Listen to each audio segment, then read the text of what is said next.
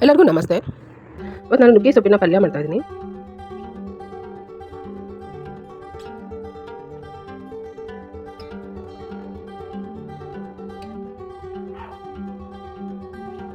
ನುಗ್ಗೆ ಸೊಪ್ಪಿನ ಪಲ್ಯ ಮಾಡೋದಕ್ಕೆ ಮೊದಲಿಗೆ ನಾನು ಪಲ್ಯದ ಪುಡಿ ರೆಡಿ ಮಾಡ್ಕೊತೀನಿ. ಅದಕ್ಕೆ ಹುರುಗಡ್ಲೆ, ಒಣಮೆಣಸಿನಕಾಯಿ, ಸ್ವಲ್ಪ ಹುಣಸೆಹಣ್ಣು ಮತ್ತು ಬೆಳ್ಳುಳ್ಳಿ ಮತ್ತು ಉಪ್ಪು ಇದಿಷ್ಟನ್ನು ನಾನು ಮಿಕ್ಸಿ ಮಾಡ್ಕೊತೀನಿ.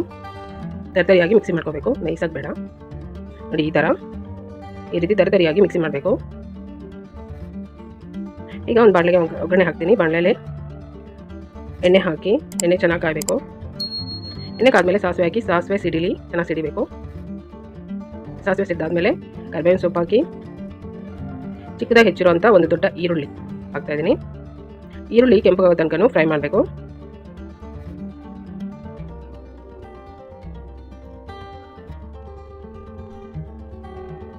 ನೋಡಿ, ಇಷ್ಟಾದರೆ ಸಾಕು.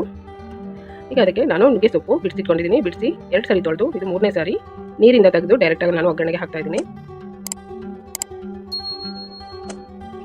ಈಗ ಇದರಲ್ಲಿರೋ ನೀರಿನ ಅಂಶನೇ ಸಾಕು ನುಗ್ಗೆ ಸೊಪ್ಪು ಬೇಯೋದಕ್ಕೆ. ಮತ್ತು ನಾನು ಬೇರೆ ನೀರೇನು ಹಾಕಲ್ಲ. ಸೊಪ್ಪುಗಳು ಬೇಗನೆ ಬೇಯುತ್ತೆ, ಗೊತ್ತಿದೆ. ಹಾಗೆ ನುಗ್ಗೆ ಸೊಪ್ಪು ಬೇರೆ ಸೊಪ್ಪಿಗಿಂತ ಸ್ವಲ್ಪ ಟೈಮ್ ಜಾಸ್ತಿ ತೊಗೊಳುತ್ತೆ. ಒಂದು 10 ನಿಮಿಷ ಸಾಕು, ಬೇಗ ಬೇಯುತ್ತೆ. ಮತ್ತು ನೀರೇನು ಮತ್ತೆ ಹಾಕೋದು ಬೇಡ. ಈ ತೊಳೆದಿರ್ತೀವಲ್ಲ, ಆಗ ನೀರಿರುತ್ತಲ್ಲ ಅದೇ ಸಾಕು.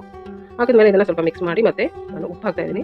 ಉಪ್ಪು ಸ್ವಲ್ಪ ಹಾಕಬೇಕು, ಯಾಕಂದರೆ ನಾವು ಪಲ್ಯದ ಪುಡಿಗೆ ಕೂಡ ಉಪ್ಪು ಹಾಕಿದ್ದೀವಿ. ಹಾಗಾಗಿ ಉಪ್ಪು ಹಾಕಿ ಸರಿಯಾಗಿ ಮಿಕ್ಸ್ ಮಾಡಿ ಮುಚ್ಚಳ ಮುಚ್ಚಿ ನಾನು ಲೋ ಫ್ಲೇಮಲ್ಲಿನೇ ಬೇಯೋದಕ್ಕಿರ್ತೀನಿ. ನೋಡಿ, ಮಧ್ಯದಲ್ಲಿ ಒಂದ್ಸಲ ಹೀಗೆ ಮಿಕ್ಸ್ ಮಾಡ್ತಾಯಿರಿ. ಲೋ ಫ್ಲೇಮಲ್ಲಿ ಇಟ್ಟರೆ ಸಾಕು, ಬೇಗ ಆಗುತ್ತೆ, 10 ನಿಮಿಷದಲ್ಲಿ ಆಗುತ್ತೆ.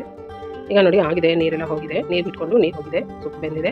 ಸೊಪ್ಪು ಬೆಂದಾದ್ಮೇಲೆ ಮಾಡಿಟ್ಕೊಂಡ್ರೆ ಪುಡಿನ ಹಾಕಿ, ಪುಡಿ ಅಷ್ಟು ಒಟ್ಟಿಗೆ ಹಾಕಬೇಡಿ, ಕಲಿಸ್ತಾ ನೋಡ್ಕೊಂಡು ಹಾಕಿ ಎಷ್ಟು ಬೇಕಾಗುತ್ತೆ ಅಂತ. ಒಂದು 2-3 ಸ್ಪೂನ್ ಸಾಕಾಗುತ್ತೆ. ಪುಡಿ ಹಾಕಿ ಮಿಕ್ಸ್ ಮಾಡಿದ್ರೆ ಪಲ್ಯ ಸೂಪರಾಗಿ ರೆಡಿ ಆಯಿತು. ನುಗ್ಗೆ ಸೊಪ್ಪಿನ ಪಲ್ಯ ಪುಡಿಯಾಗಿ ಮಿಕ್ಸ್ ಮಾಡ್ಕೊಳ್ಳಿ. ಸ್ಟವ್ ಆಫ್ ಮಾಡಿ. ನನ್ನ ವಿಡಿಯೋ ಇಷ್ಟ ಆದರೆ ಲೈಕ್ ಮಾಡಿ, ಶೇರ್ ಮಾಡಿ.